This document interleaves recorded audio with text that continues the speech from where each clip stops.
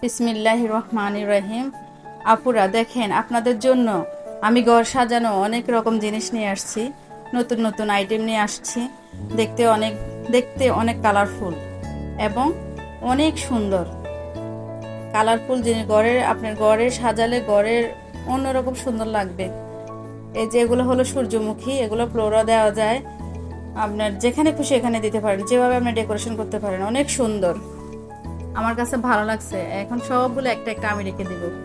এগুলা হলো আপনার ওয়ালমেট, বিভিন্ন রকমের জিনিস ওয়ালমেট। আমি একে একে সব আপনাদেরকে আলাদা আলাদাভাবে দিয়ে দিব।